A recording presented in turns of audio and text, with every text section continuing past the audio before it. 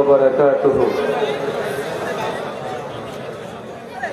إن الحمد لله نحمده ونستعينه ونستغفره ونعوذ بالله من شرور أنفسنا ومن سيئات أعمالنا. من يهده الله فلا مضل له ومن يضلل فلا هادي له. وأشهد أن لا إله إلا الله وحده لا شريك له وأشهد أن محمدا عبده ورسوله. أما بعد فإن خير الحديث كتاب الله وخير الهدي هدي محمد صلى الله عليه وسلم وشر الأمور محدثاتها وكل محدثة بدعة وكل بدعة ضلالة وكل ضلالة في النار. أعوذ بالله السميع العليم من الشيطان الرجيم من همزه ونفخه ونفسه. يا أيها الناس اتقوا ربكم الذي خلقكم من نفس واحدة وخلق منها زوجها وبث منهما رجالا كثيرا ونساء واتقوا الله الذي تساءلون به والأرحام إن الله كان عليكم رقيبا. يا أيها الذين آمنوا اتقوا الله وقولوا قولا سديدا يصلح لكم أعمالكم يغفر لكم ذنوبكم ومن يطع الله ورسوله فقد فاز فوزا عظيما. قال رب اشرح لي صدري ويسر لي أمري واحلل عقدة من لساني يفقهوا قولي. রব্বি জিদনি ইলমা ওয়া জিদনি ফাহমা। আজকের হ্যান্ডবিল কোথায় ভাই? Handbill leaflet. সমস্ত প্রশংসা সেই মহান সত্তা আল্লাহ সুবহানাহু ওয়া তাআলার জন্য, যিনি আমাদের সৃষ্টি করেছেন। শুধু সৃষ্টি করেননি, এই পৃথিবীতে সহস্র কোটি মাখলুকাত সৃষ্টি করার পরেও যিনি আমাদের এই মানব জাতিকে সর্বশ্রেষ্ঠ জাতি, সর্বশ্রেষ্ঠ মাখলুকাত এবং সর্বশ্রেষ্ঠ নবী মুহাম্মদে আরবি সাল্লাল্লাহু আলাইহি ওয়াসাল্লামের উম্মত হিসেবে প্রেরণ করেছেন, সেই মহান সত্তা আল্লাহ সুবহানাহু ওয়া তাআলার সংক্ষিপ্ত শুকরিয়া সুজুদ আদায় করি। তার নিজেরই সে কোনো ভাষা দিয়ে সকলে এক বাক্যে পড়ি আলহামদুলিল্লাহ। হাসিমপুর পশ্চিমপাড়া জামে মসজিদের উন্নতিকল্প এবং উদ্যোগে আজ ষষ্ঠ বার্ষিকী আজমুশান ওয়াজ মাহফিল, তারিখ 1 ফেব্রুয়ারি 2025 শনিবার। স্থান হাসিমপুর মোরাগাছা, খোকসা, কুষ্টিয়া। জি উঠায় দেবে।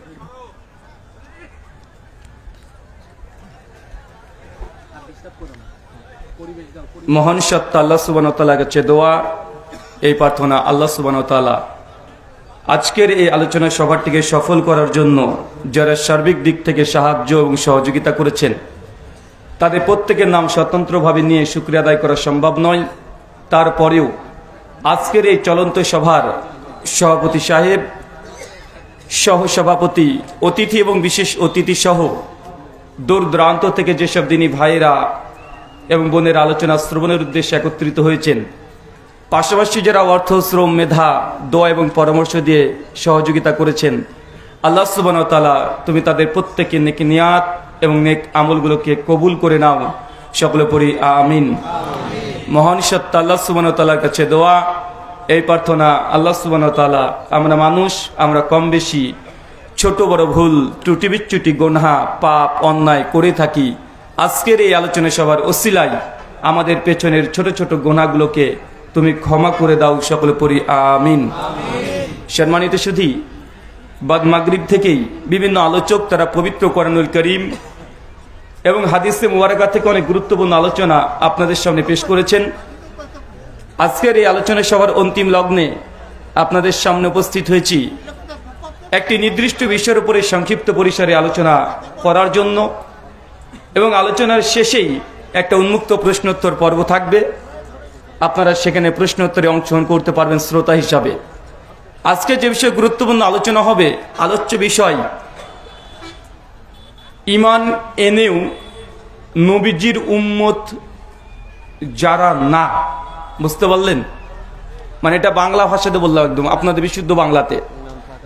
ঈমান এনেছেন, আপনি মুসলিম, দাবি করছেন মুসলিম, নামাজ রোজা হজ যাকাত সব আছে, কিন্তু কখন কখন আপনি যে নবীর উম্মত থেকে খারিজ হয়ে গেছেন, নবীর উম্মত হিসেবে আপনি নেই, এরকম গুটি কয়েক কথা আপনার সঙ্গে শেয়ার করব। আর এই কথাগুলো আমাদের নয়, এই কথাগুলো আল্লাহর নবী হাদিসের মধ্যে তিনি একাধিক জায়গাতে বলেছেন। লাইসা মিন্না, বাংলা মানে তারা আমাদের দলভুক্ত না। ফালাইসা মিন্না, ওই সমস্ত ব্যক্তিরা যদি এই কর্ম করে ওই কর্ম করে তাহলে আমাদের দলভুক্ত না। এটা খুব কষ্টের বিষয়, কষ্টের বিষয় নয় যে আমরা নামাজ পড়ব, রোজা করব, হজ করব, যাকাত দেব, সমস্ত কিছু করছি, অথচ নবী যদি রাগান্বিত কণ্ঠে আমাদেরকে বলে যে তোমরা আমাদের দলভুক্ত না, আমার উম্মতের অন্তর্ভুক্ত না, আমাদের অন্তর্ভুক্ত না, কিয়ামতের সংকটময় সময় যে সময় আল্লাহর নবী আলাইহিস সালাম আপনাকে দূর দূর করে তাড়িয়ে দেবে, এটা কষ্টের বিষয় নয়? অবশ্যই কষ্টের বিষয়।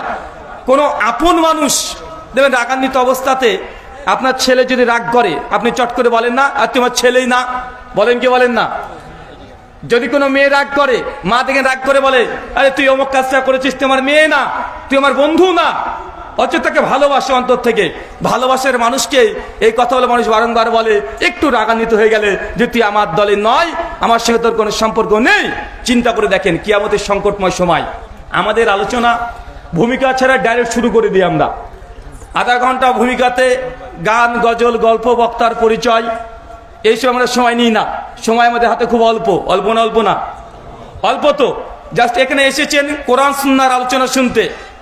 যদি আমাকে দেখার উদ্দেশ্যে এসে থাকেন, এটা চরম অন্যায়।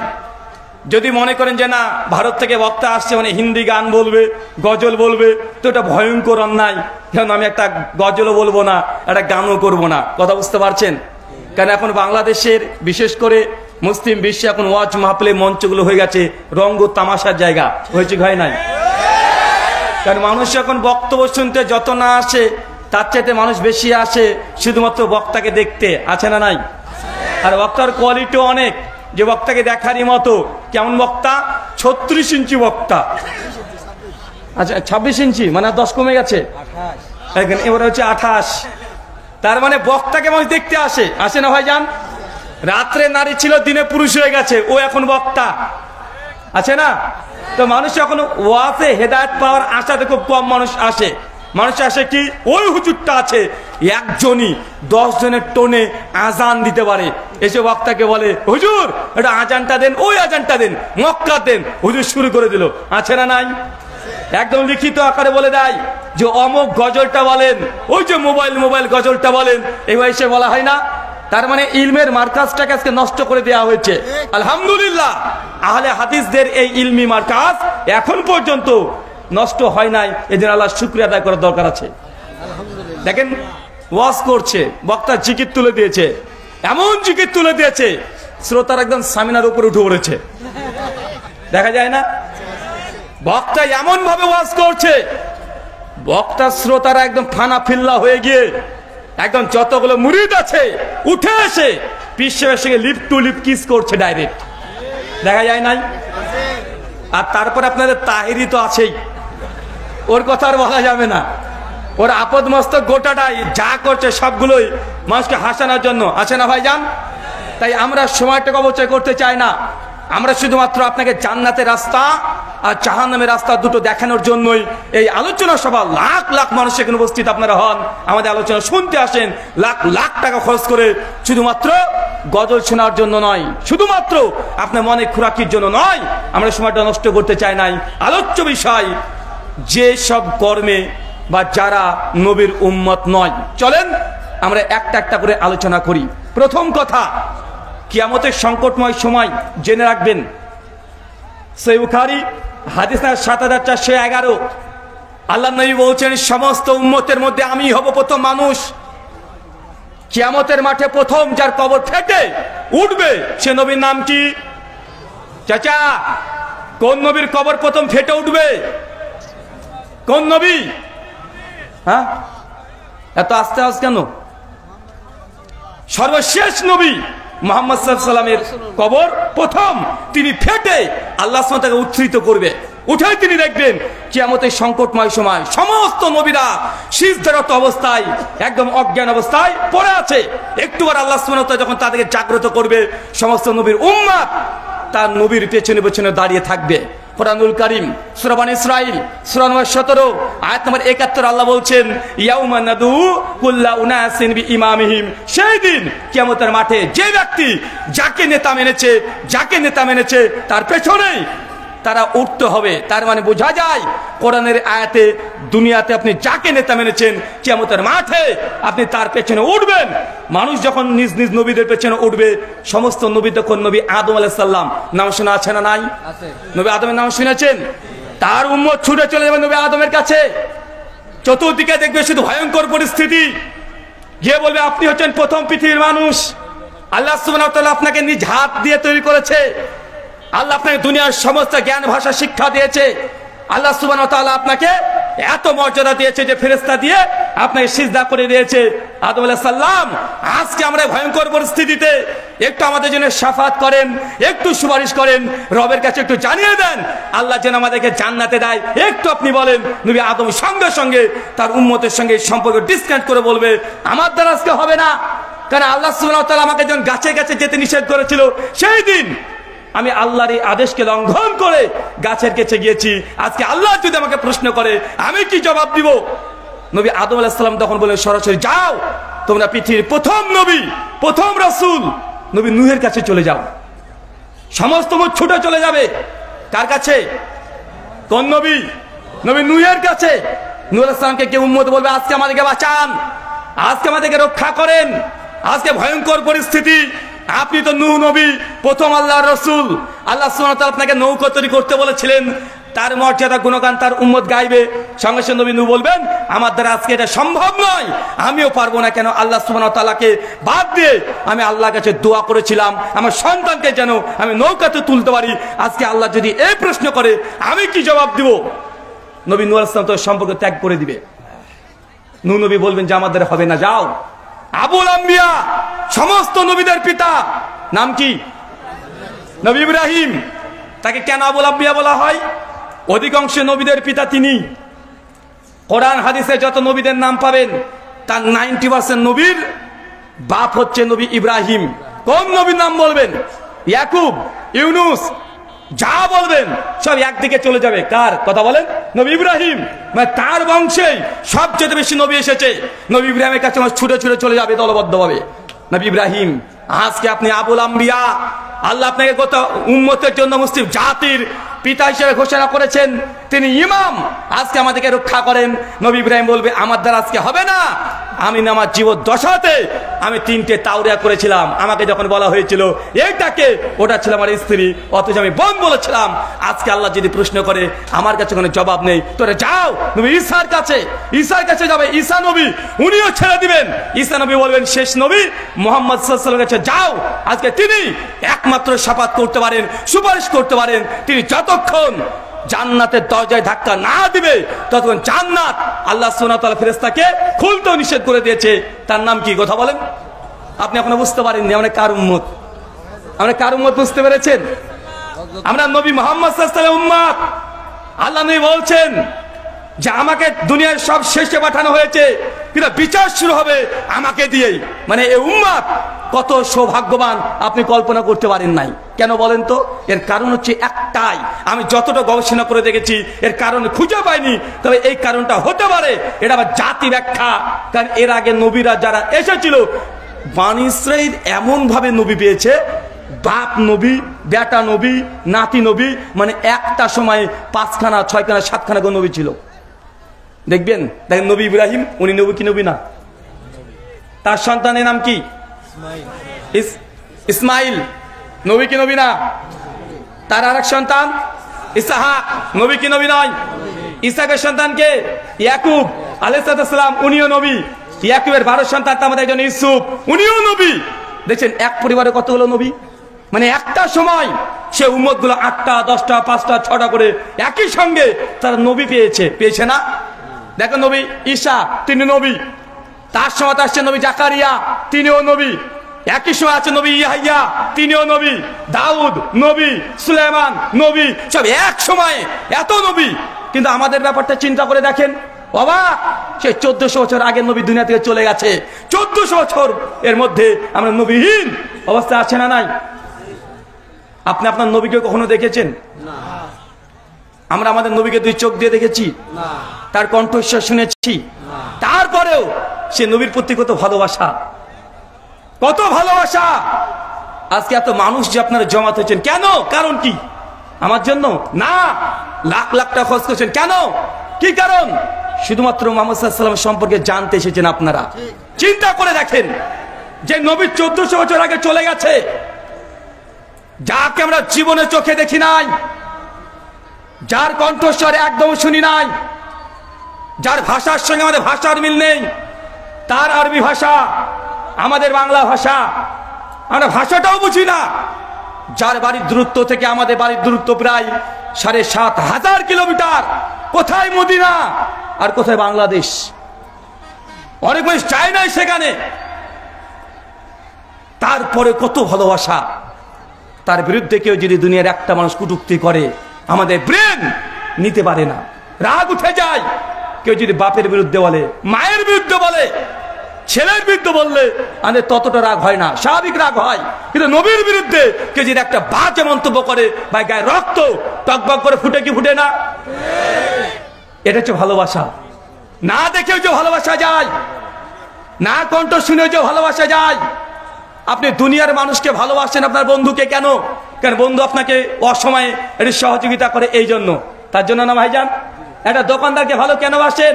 কারণ দোকানদার সঙ্গে যদি ভালোবাসা হয়, দোকানে গেলে বেচা কেনার সময়তে দামটা একটু কম নিবে, এখানে আপনার আকাঙ্ক্ষা আছে। আপনি আপনার স্ত্রীকে ভালোবাসেন তার সৌন্দর্য দেখে, আপনি একটা গায়ককে ভালোবাসেন তার কণ্ঠ শুনে, তার গান শুনে। দুনিয়ায় যাকে আপনি ভালোবাসেন, এই দুনিয়াবি স্বার্থ আছে, আছে না নাই? এর আল্লাহ নবীকে ভালোবাসেন কেন? বলেন তো কেন ভালোবাসেন? কেন ভালোবাসেন?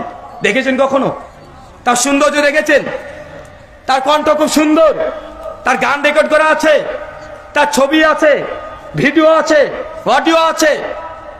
তার বাড়িটাও দেখেননি, 7,500 কিলোমিটার। তারপরে গোটা বিশ্বে 180 কোটি মুসলমান না দেখে আমরা ভালোবাসছি। আল্লাহ সুবহানাহু ওয়া তাআলা আমাদেরকে যে ঈমান দিয়েছে, আলহামদুলিল্লাহ, এই ঈমান আল্লাহ তুমি আমাদের কবুল করে নাও, সকলে পড়ি আমিন। তারপরে দুর্ভাগ্য তারাই আল্লাহ নবীর কাছে যখন তার উম্মতরা ছুটে ছুটে যাবে, গিয়ে বলবে ইয়া রাসূলুল্লাহ, এই কথা বলতে বলতে দেখছেন নবীর কাছে সবাই যাচ্ছে, সমস্ত ছুটে যাচ্ছে, আর আল্লাহ নবী একটা কোণাতে তিনি সিজদারত অবস্থায় একদম উচ্চ স্বরে চিৎকার দিয়ে বলছে ইয়া উম্মতি, ইয়া উম্মতি, ইয়া উম্মতি। আল্লাহ আজকে আমার উম্মতের কি হবে, উম্মতের কি হবে, উম্মতের কি হবে? চিন্তা করে দেখেন, সমস্ত নবীরা তার নিজেদেরকে নিয়ে ব্যস্ত। উম্মত যাচ্ছে সাফাত 5 জন একটু আশায়, তাদের সম্পর্ক ছিন্ন করে দিচ্ছে। কিন্তু সর্বশেষ নবী, আমরা যে নবীর উম্মত, তিনি বারবার উম্মতকে নিয়ে চিন্তা করছে। কারণ একটাই, 1400 বছর এই উম্মত তাকে না দেখে ভালোবেসেছে, তার কণ্ঠস্বর না শুনে ভালোবেসেছে। এই জন্য আল্লাহ নবী বলেছেন, যারা আমাকে দেখে এখন তোমরা সাবিরে ঈমান আনলে, আমার পরবর্তী সময়তে উম্মত যারা আসবে, যা না দেখে আমার প্রতি ঈমান আনবে, তোমাদের চাইতে তাদের ডবল নেকি। আপনি এখনো বুঝতে পারেননি আপনি কার উম্মত, কার উম্মত বুঝেন নাই। নবীরা সেই দিন কথা বলার মতো সাহস দেখাতে পারবে না। অবশ্যই তারাও বলবে, কিন্তু প্রথম কথা কে বলবে? সর্বশেষ নবী। চাচা, আপনি নবীর উম্মত এখনো বুঝতে পারেন নাই, এই জন্য এখনো পীরের দরবারে ন্যাংটা বাবার কাছে গিয়ে এখনো আপনি মানত করে আসেন। নূহ নবী তার নিজের সন্তানকে কিস্তিতে তুলতে পারে নাই। চাচা, 5 কল্লি টুপি পরে আপনি ভাবছেন যে পীর সাহেব আপনার একদম কিয়ামতের মাঠে নৌকা নিয়ে চলে আসবে। আছে না নাই? কথা বলেন। আপনি এখনো বুঝতে পারেন নাই কোন নবীর উম্মত আপনি। মুসনাদ আহমদ 2546 নম্বর হাদিস, আল্লাহ নবী বলছেন যখন সমস্ত উম্মতকে আল্লাহ কিয়ামতের মাঠে উত্তরিত করবেন, সমস্ত উম্মাত চতুর্দিকে ছড়িয়ে আছে, সামনে নবী, তার পেছনে উম্মাত। একটু পরে একজন ঘোষণাকারী ফেরেশতা এসে বলবে, কোথায় আহমদ এবং তার উম্মাত? দ্রুত আল্লাহ আপনাদেরকে ডেকেছেন। মানে বুঝতে পারলেন, মানে চিন্তা বুঝতে পারলেন? এতজন মানুষ আপনারা এসেছেন। এখন যদি আমি এখান থেকে ঘোষণা দিয়ে বলি, বা কেউ একজন যদি বলে ওই 5 জনের নাম ধরে যে ডাকা হয়, আপনার সম্মান কত বুঝতে পারছেন না? সমস্ত উম্মতরা দাঁড়িয়ে আছে, ফেরেশতা স্পেশাল ভাবে সে বলবে, কোথায় আছে আহমদ? মুহাম্মদ কোথায়? তুই তোমার উম্মতকে নিয়ে এসো, আল্লাহ তোমাদের বিচার আগে করবে। যখন এই কথা বলার সঙ্গে সঙ্গে উম্মতে মুহাম্মাদের কপালে ওযু করার কারণে তাদের গোটা চেহারাতে কপালে নূর চকচক করে গোটা মানুষের সামনে ভেসে উঠবে। চাচা, আপনি ওযু করতে গিয়ে এত কথা বলেন কেন? ওযুতে আপনি মিষ্টি পান না, ওযু করছেন স্বাভাবিকভাবে। আজকের পর থেকে যখন ওযু করবেন মনে রাখবেন, এই ওযু এমন একটা ফজিলত কিয়ামতের মাঠে আপনি যে উম্মতে মুহাম্মাদি, এই ওযুর করার কারণে আপনার কপালে নূর আলো ছটা মারবে। ওযুটাকে মনোযোগ দিয়ে করতে হবে আপনাকে। তার আগে মনোযোগ বলতে গেলে যে ওযুর নিয়াত আছেন একটা, হ্যাঁ, ওই নিয়াত চলবে না চাচা, ওটা নবীন না, ওটা হুজুর বানিয়েছে। কি বললাম কথা বলেন? ওই হাত ধোয়ার সময় একটা দোয়া, পা ধোয়ার সময় একটা দোয়া, মাথা ধোয়ার সময় তো একটা দোয়া পড়া হয় কি হয় না? ওযুর আগে একটা নিয়াত আছে, আছে না নাই? চাচা, এইসব জিনিসগুলো হুজুরে তৈরি করেছে, এটা আল্লাহ নবী দেয় নাই, তাই এগুলোকে পড়া যাবে না। নিয়াত জাস্ট অন্তরে হয়ে গেছে, এখন ওযু করতে এসেছেন। কেন আপনি কি বুঝতে পারছেন না এখন ওযু করবেন না ফুটবল খেলবেন? হ্যাঁ, আপনি যে দোকানটাকে বন্ধ করে মসজিদ থেকে হাঁটতে হাঁটতে চলে আসলেন, একদম হেঁটে হেঁটে আপনি চলে আসলেন, ট্যাপ কল থেকে পানি পড়ছে, পানিটাকে ছাড়ছেন, কি করবেন? গোসল করবেন? হ্যাঁ, তা আপনি ওযু করবেন না, নিয়াত হয়েছে বলে এত দূর এসেছেন। তারপরে হুজুর বলছেন নিয়াত হয় নাই, তারপর আপনি নিয়াত করতে যাচ্ছেন।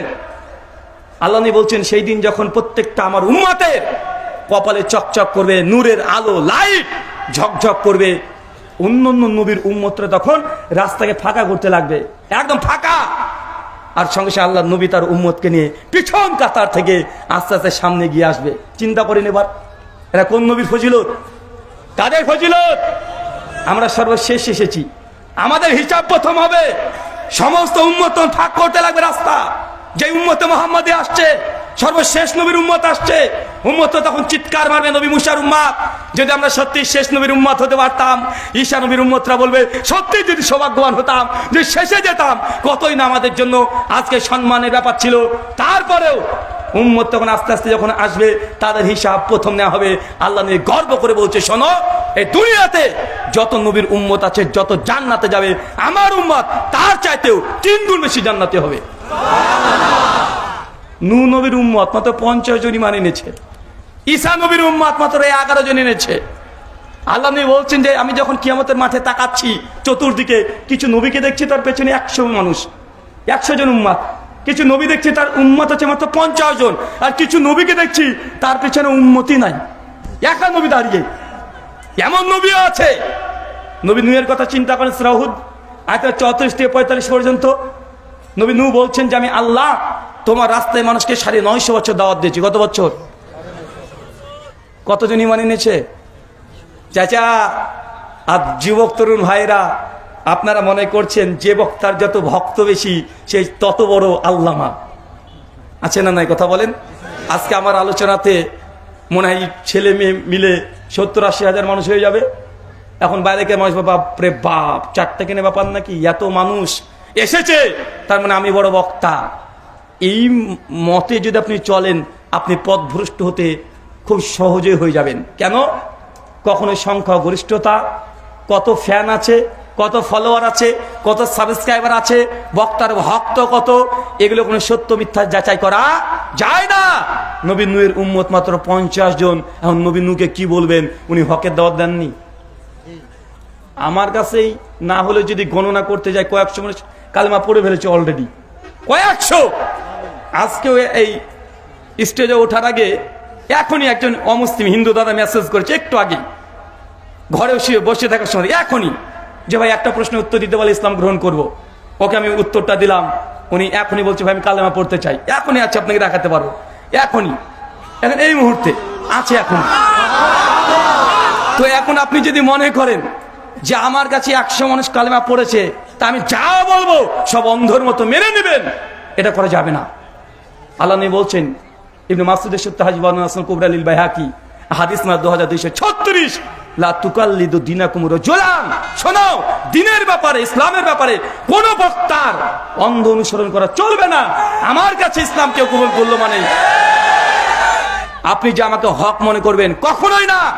আমরা জানি ডাক্তার জাকির নায়েক পাকিস্তানে আলোচনা করতে গিয়ে লাহোরে প্রথম দিন তিনি ভাষণ দিতে গিয়ে বলছেন, তাকে সাংবাদিক বলছে, আপনার কাছে আজ পর্যন্ত কতজন মানুষ ইসলাম অ্যাকসেপ্ট গ্রহণ করেছে? জাকির নায়েক বলছে, শুধু রেজিস্ট্রেশন করে প্রায় 13 লক্ষ মানুষ আমার কাছে ইসলাম গ্রহণ করেছে। কত লক্ষ চাচা? এটা ডাক্তার জাকির নায়েকের রেজিস্ট্রেশন ভুক্ত। আর জাকির নায়েক বলছে, কিন্তু অনেক মানুষ এমন আছে যারা ইসলাম গ্রহণ করেছেন বক্তব্য দ্বারা প্রভাবিত হয়ে, যাদের সঙ্গে আমার কানেকশন নেই, যোগাযোগ হয় নাই। এমন মানুষ আছে না নাই? বাংলাদেশে অনেক মানুষ আছে যারা ডাক্তার জাকির নায়েকের বক্তব্য শুনে হিন্দু ধর্ম ত্যাগ করে মুসলমান হয়েছে, আছে না নাই? খ্রিস্টান ধর্ম ত্যাগ করে ইসলাম গ্রহণ করেছে, আছে না নাই? আছে। তার মানে কত মানুষ যে ইসলাম গ্রহণ করেছে ডাক্তার নায়েকের বক্তব্যের প্রভাবে, এর কোনো হিসাব নাই। তারপরে যদি আপনি মনে করেন ডাক্তার জাকির নায়েক যা বলছে সেটাই হওয়া, 19-20 হওয়া যাবে না, বা এটা কি হয়ে গেল? এটা বাড়াবাড়ি হয়ে গেল না? এটা বাড়াবাড়ি হয়ে গেল। এই বাড়াবাড়ি থেকে আপনাকে দূরে থাকতে হবে। একটা সময় আমাদেরকে বলতেন, এই বাংলার ভূমি, বাংলাদেশ, এটা পীর ওলিয়া উলিয়াদের দেশ, তারাই প্রথম ইসলাম নিয়ে এসেছে। তারা যদি অমুসলিমকে মুসলিম না বানাতো তাহলে সবাই মুশরিক থাকতো, কিন্তু পীর ভক্ত। এই কথা বলে কি বলে না?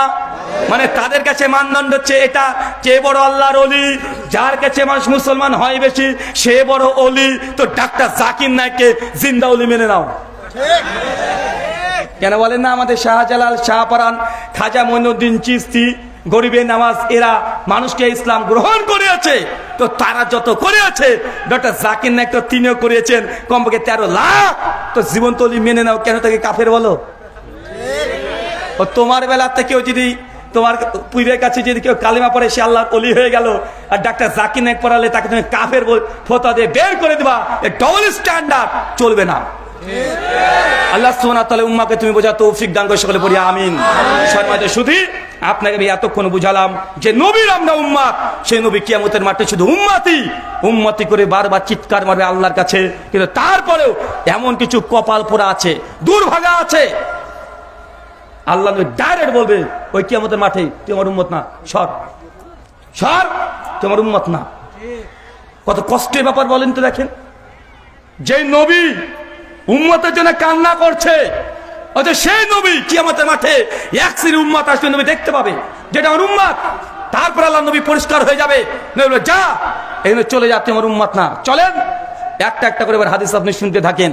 সহিহ বুখারী হাদিস নাম্বার 2252, আল্লাহ নবী বলছেন, কিয়ামতের মাঠে আমাকে হাউজে কাউসার দেওয়া হবে, আমি হাউজে কাউসারের কাছে আগেই চলে যাব।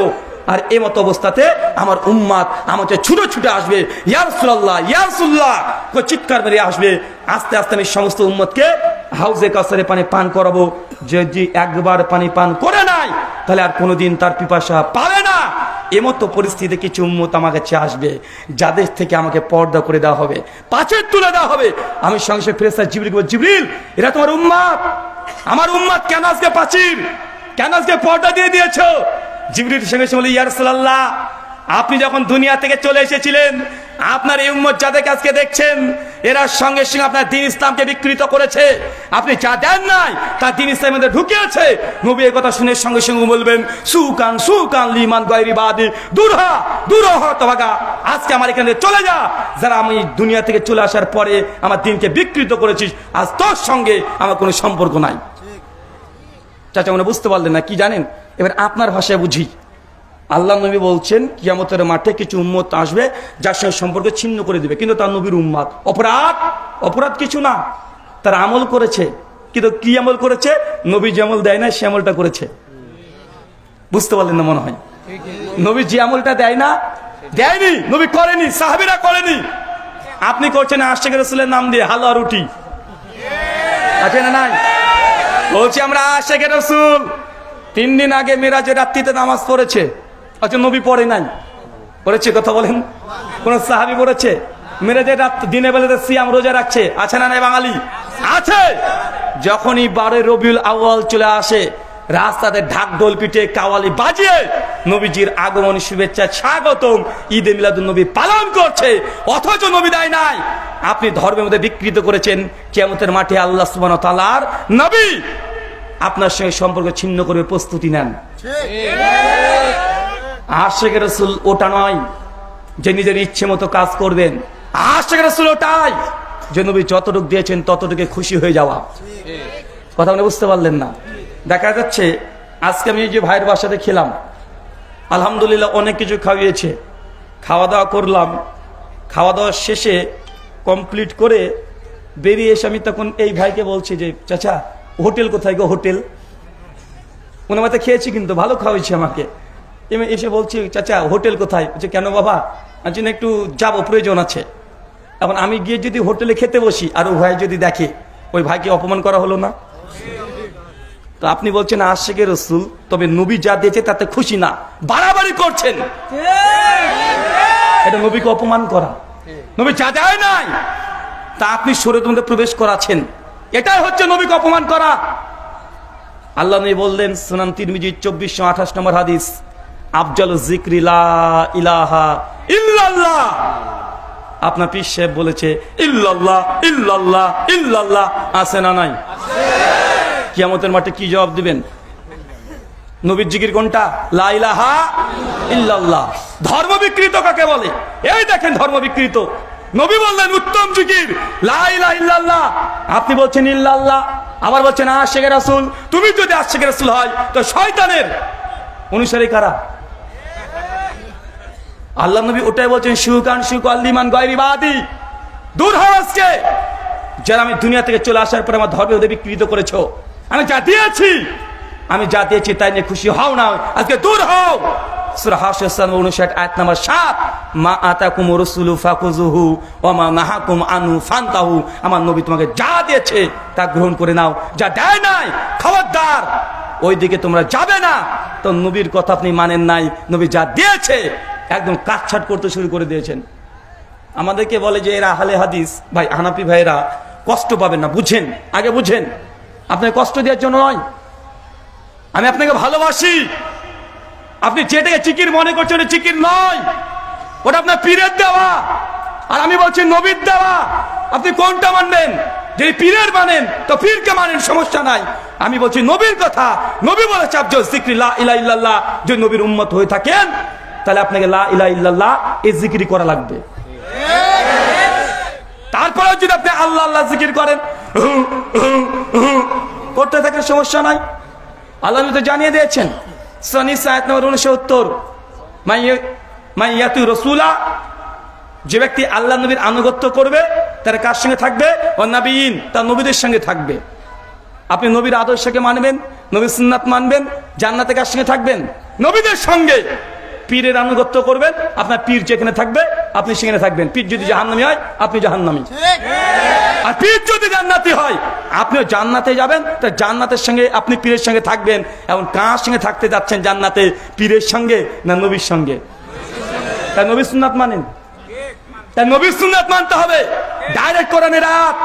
আমি আপনাকে কষ্ট দিতে আসি নাই। আল্লাহ সুবহানাহু ওয়া তাআলা তোমাকে বুঝার তৌফিক দান করুন, সকলে বলি আমিন। শর্মাতে শুধু আল্লাহ নবী পরিষ্কার ভাবে জানিয়ে দিয়েছেন যা ধর্মের মধ্যে বিকৃতি সাধন করেছে তারা অবশ্যই আল্লাহ নবীর সঙ্গে কিয়ামতের মাঠে সম্পর্ক ছিন্ন করে দিবেন। চাচা বিশ্বাস করেন সমাজে অনেক কথা প্রচলিত আছে যেগুলো ভুল আছে, আপনাকে মানতে হবে এটা। আচ্ছা কয়েকটা উদাহরণ দিই, তাহলে আপনি বুঝতে পারবেন। চাচা বলেন তো, আপনাদের এলাকাতে মাঠের মধ্যে একটা সাপ থাকে যেটা গরুর দুধ খেয়ে নেয়, ওই সাপের নাম কি? গরুর দুধ খেয়ে পালিয়ে যায় না? আর চিৎকার মেরে বলেন, আরে ভাই আমার গলাটা আজকে ভাঙা আছে, আপনার একটু চিৎকার মেরে বলেন ডানার সাপ। চাচা গরুর দুধ খেয়ে পালায় না? পালায় তো নাকি? আচ্ছা যারা মাধ্যমিক পাস করছে যুবকরা একটু হাত তোলো তো। দেখেছেন 4-5 জন মধ্যে সাপ দুধ খায় না, খায় না? না, কিন্তু মানুষ বলে যে হ্যাঁ, মূল কথা যে সাপে দুধ খায় না। সাপকে জোর করে দুধ খাওয়ালে খাওয়াতে পারবেন না, ওকে যে জোর করে দুধ খাওয়িয়ে দেন, সিনেমাতে যেগুলো দেখেন ওটা প্লাস্টিকের সাপ, আর্টিফিশিয়াল, ওটা বাস্তব সাপ না। কোন সাপকে যদি জোর করে আপনি দুধ খাইয়ে দেন, ওইসব 8-10 ঘন্টার মধ্যে চিটপটাং মারা যাবে। কেন? দুধকে হজম করার জন্য যে এনজাইমের দরকার সাপের শরীরে সেই এনজাইম নাই, তাই জোর করে খাওয়ালেও সাপ মারা যাবে। আমার কথা যদি বিশ্বাস না করেন, যুবক ভাইরা আছে, তরুণরা আছে, এখনই দেখেন গুগল মামুকে জিজ্ঞাসা করেন যে গুগল মামু সাপ দুধ খায়, এখন উত্তর দেবে কি দেবে না? আর এখন গুগলের চাইতে আরো একদম হাই স্পিড উত্তর কে দেয়? Chat GPT. ও তো ভয়ঙ্কর ব্যাপার। চ্যাট জিপিটি মানে ভয়ঙ্কর। গুগলকে বললে ও বিভিন্ন লিঙ্ক শেয়ার করে, আর চ্যাট জিপিটি ডাইরেক্ট রেফারেন্স সহ অ্যান্সার করে দেয় কি দেয় না? এখন চ্যাট জিপিটিকে বসে প্রশ্ন করে দেন যে চ্যাট জিপিটি খালু বলো তো সাপ কি দুধ খায়? দুধ খায় না। আচ্ছা বলেন তো সবচেয়ে দিন বড় কয় তারিখ? 25শে ডিসেম্বর কি?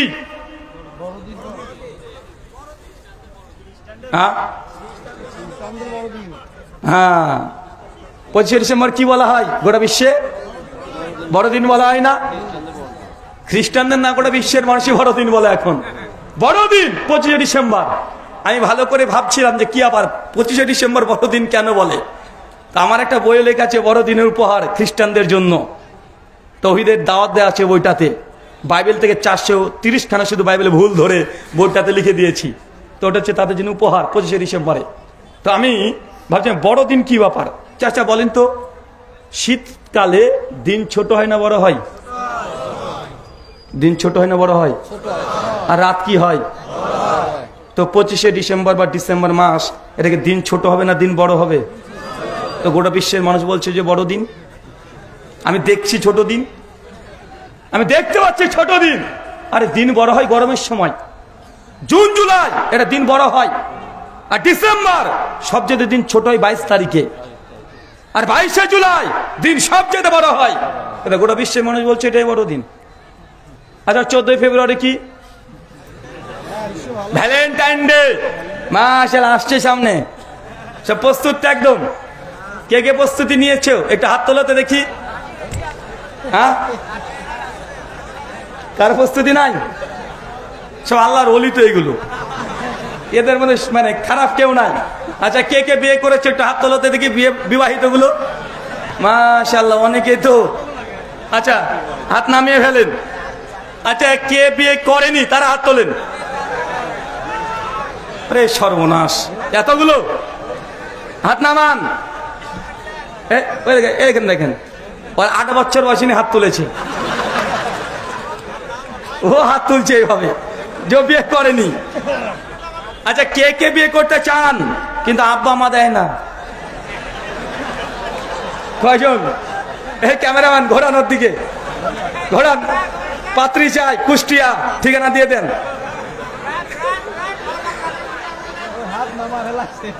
মানে 4-5 জন আছে যারা বিয়ে করতে চায় কিন্তু আব্বা মা দেয় না, তাই তো?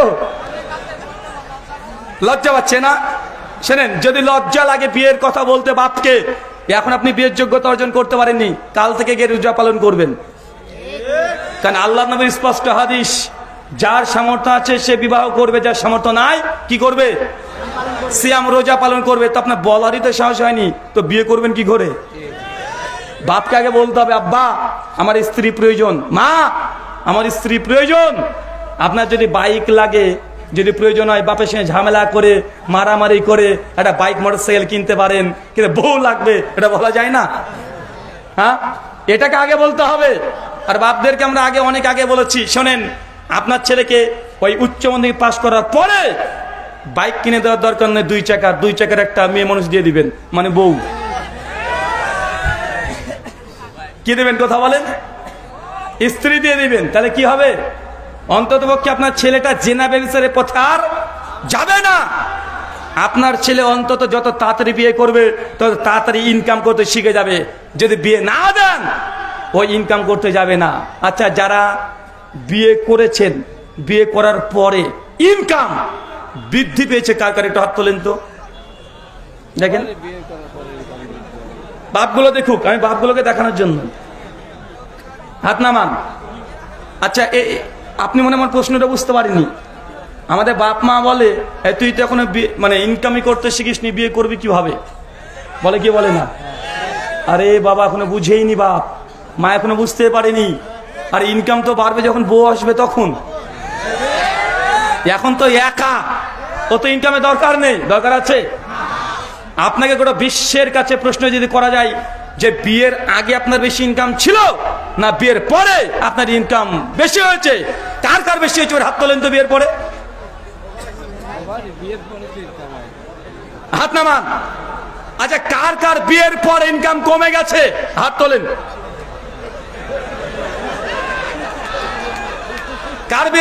কার ইনকাম কমেছে বিয়ের পরে? চাচা আপনার? মা একজন আছে। চাচা প্রশ্ন শুনতে পেয়েছেন? চাচা যদি শাঁসি আসার কারণে ইনকাম কমে যায়, বাচ্চা কয়টা?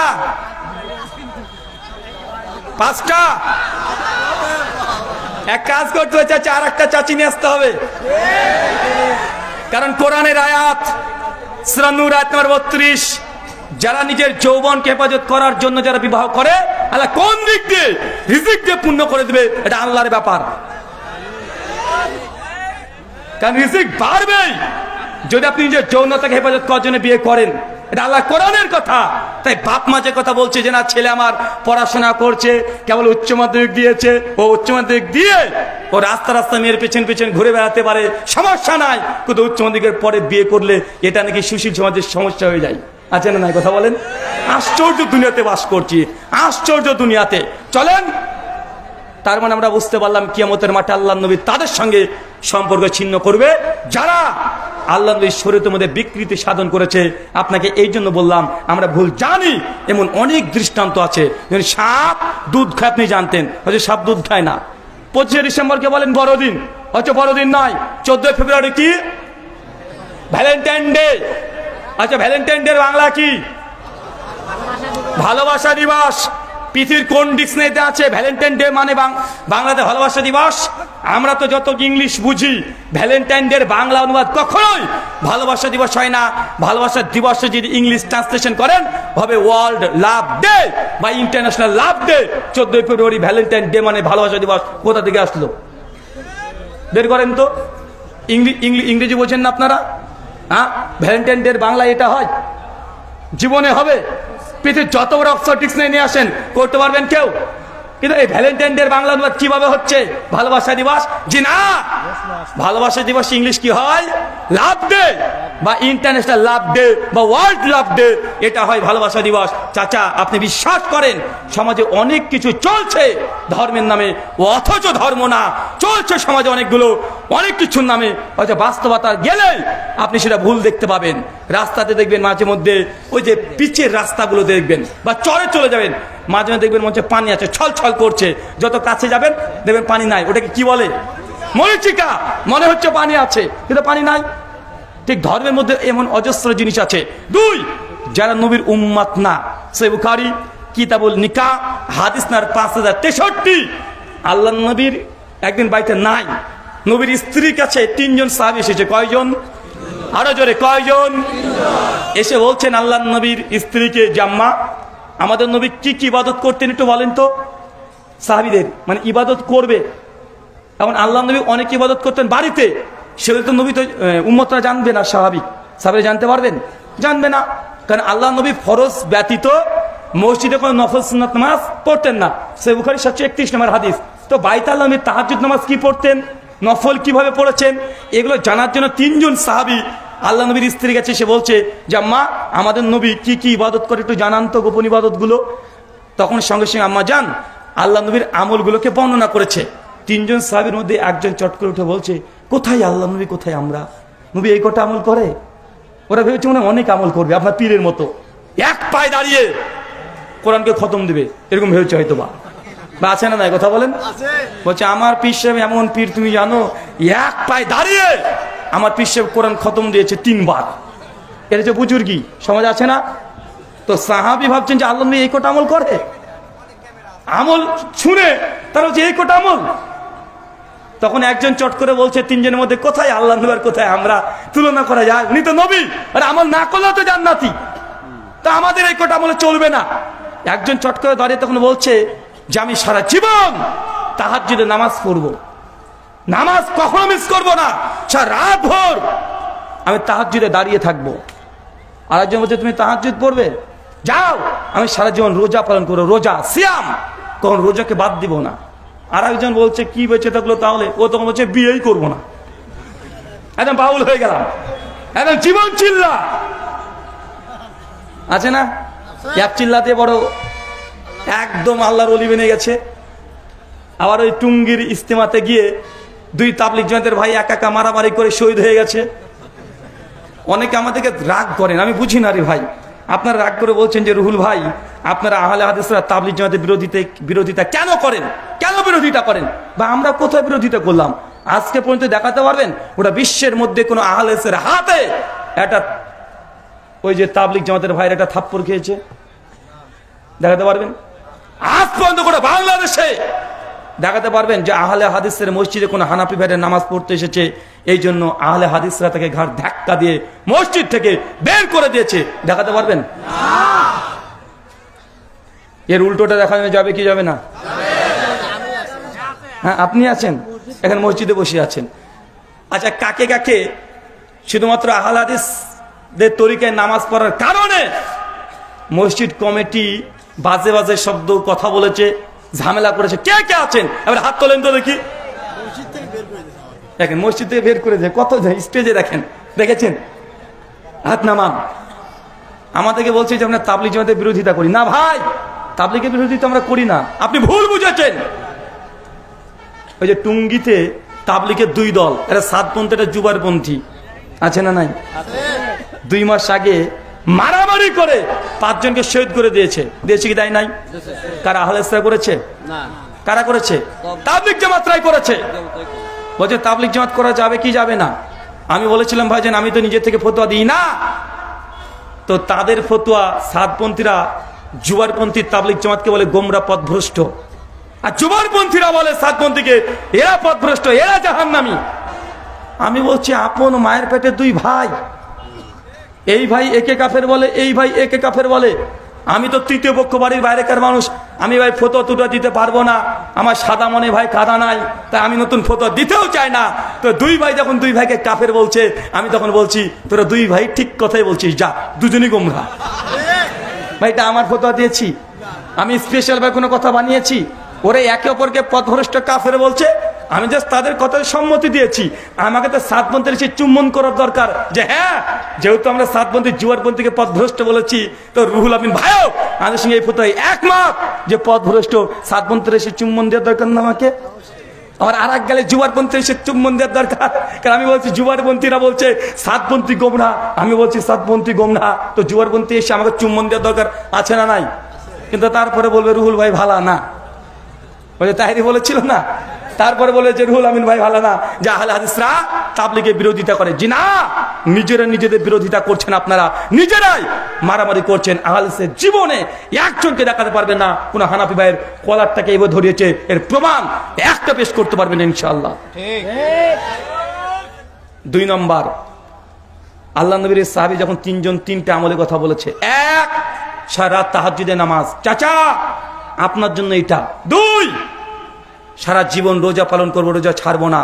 3 সারা জীবন বিয়ে করবো না, বিয়ে করলে সন্তান হবে, ছেলে হবে, মেয়ে হবে, বউ হবে, দুনিয়ার প্রতি আমি প্রেমে আবদ্ধ হয়ে যাব, আমি রবকে সময় দিতে পারবো না, বিধায় আমি বিয়ে করবো না, সবসময় তসবিহ জিকির আজকার নিয়ে ব্যস্ত থাকবো। চাচা 3 জন সাহাবী 3টে আমল করতে চেয়েছে, 3টে আমল ভালো না খারাপ? নামাজ পড়া খারাপ? সবচেয়ে শ্রেষ্ঠ নামাজ কি? তাহাজ্জুদ। সূরা নাস 1320 নম্বর হাদিস আল্লাহ নিয়ে বলছেন, যে ব্যক্তি তাহাজ্জুদ গুজার, এই ব্যক্তির যদি জেনা করে, জেনার মতো পাপ আল্লাহ তাহাজ্জুদের সালাতের কারণে আল্লাহ ক্ষমা করে দিবে। মানে জেনা মানে যদি ফাঁস হয়ে যায় দুনিয়াতে মৃত্যুদণ্ড, এত বড় পাপ, কিন্তু আপনি যদি তাহাজ্জুদ গুজার হন কি হবে? আল্লাহ তাও ক্ষমা করে দিবে। মানে একটা ফজিলত বললাম, ওই ব্যক্তি বলছে তাহাজ্জুদের সালাত আদায় করবো, একজন বলছে রোজা রাখবো সারা জীবন। রোজা মানে নির্দিষ্ট কোনো ফজিলত নাই, কিয়ামতের মাঠে আল্লাহ নিজ হাতে আপনার ফজিলত বুঝিয়ে দিয়ে দিবে। মানে কি যে দিবে আপনি বুঝতে পারবেন না এখনো। রোজাদারের জন্য জান্নাতে স্পেশাল একটা দরজা তৈরি করে গেছে আল্লাহ, নাম দিয়েছে জান্নাতে। সেই দরজার নাম বাবু রায়্যান। যারা বেশি বেশি সিয়াম রোজা পালন করেছে ফেরেশতারা ডাকবে সেই দিন, কই রোজাদার আসো, তোমার জন্য আজকে স্পেশাল দরজা। চিন্তা করতে পারছেন? একজন হচ্ছে বিয়ে করবো না, তিনটে আমল ভালো কি ভালো না? ভালো। দেখেন আল্লাহ নবীর পরের কথা, এই কথা বলে তিনজন সাহাবী চলে গেছে, নিজ নিজ কাজে এখন ব্যস্ত। আল্লাহ নবীর স্ত্রী কথাগুলো শুনে সংশয় হয়েছে। আল্লাহ নবী বাড়িতে আসার পরে সংশয় প্রশ্ন করছে, ইয়া রাসূলুল্লাহ, তিনজন আপনার সাহাবীরা এসেছিল আমার কাছে, এসে আপনার আমলের কথা জিজ্ঞাসা করলো, আমিও বলে দিলাম তারা তিনজন এই কথাগুলো বলেছে। আল্লাহ নবী শুনে তো অবাক, সংশয় বলছেন কিছু মানুষকে ধরে, যাও তো ওই তিনজন ব্যক্তিকে ডেকে নিয়ে এসো, নবীর কাছে এসেছে। তোমরা তারা? জি ইয়া রাসূলুল্লাহ আমরা তারা। তোমরা এই মন্তব্য করেছো? জি করেছি। আল্লাহ চট করে দাঁড়িয়ে বলছে, আল্লাযী নাফসি বিয়াদি মুহাম্মদ, শোনো সেই সত্তার কসম যার হাতে আমি নবী প্রাণ আছে, আমি রাত্রিতে তাহাজ্জুদের নামাজও পড়ি, আবার স্ত্রীকে সময়ও দিই, আবার ঘুমাই। আমি বিয়ে করেছি, স্ত্রীকে সময়ও দিই, আবার ইবাদত বান্দিগিও করি। আমি রোজা রাখি, রোজাও ছেড়ে দিই। এরপরে কথা ভয়ঙ্কর, ফামান রাগিবান সুন্নতি ফালাইসা মিন্না, শোনো যারা আমার সুন্নাতের বাইরে কেউ যদি যায় তারা আমার দলভুক্ত নয়, আমার উম্মতের তারা অন্তর্ভুক্ত নয়। বুঝতে পারলেন না কথাটা? মনে হয় তিনজন জেনা করতে চেয়েছে, সুদ খেতে চেয়েছে, ঘুষ খেতে চেয়েছে, কি করতে চেয়েছে? নামাজ পড়তে চেয়েছে, রোজা করতে চেয়েছে, বিয়ে না করে জীবন চিল্লা আল্লাহ রাস্তায় দিয়ে সেটা চেয়েছে। আল্লাহ এই কথা কেন বললেন? কেন বললেন যে শোনো যারা এইভাবে সারা তাহাজ্জুদের নামাজ পড়বে, যারা সারা জীবন রোজা রাখবে, বিয়ে করবে না, অথচ সামর্থ্য আছে তার, আল্লাহ নবী বলছেন তারা আমাদের দলভুক্ত না, তারা আমার উম্মত না। কেন? কারণ কি? কারণ কি বলেন তো চাচা?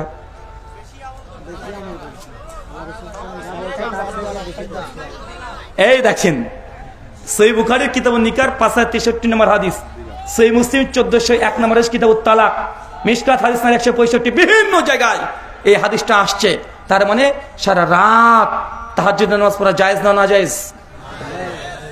কেউ যদি ব্যতিক্রম একদিন দুই দিন পরে ঠিক আছে, কিন্তু বুজুর্গি দেখাতে গিয়ে হ্যাঁ সারা রাত ধরে এক পায়ে দাঁড়িয়ে তাহাজ্জুদের নামাজ পড়বো, এই পীর না, এই শয়তান। এটা যদি বুজুর্গি হতো তাহলে আল্লাহ নবী আগে করতেন। এটাই যদি বুজুর্গি হতো আবু বকর করতেন, ওমর করতেন, ওসমান করতেন, আলী করতেন। তুই কত বড় বুজুর্গ, তুই আবু বকরের চেয়ে বুজুর্গ হওয়া সম্ভবই নয়। নবী যেমন করে নাই, আপনি যত বুজুর্গ দেখে যদি মনে করেন যে সারা রাত তাহাজ্জুদের নামাজ পড়বো, আল্লাহ নবী বলছেন ফালাইসা মিন্না, সে আমাদের দলভুক্ত না।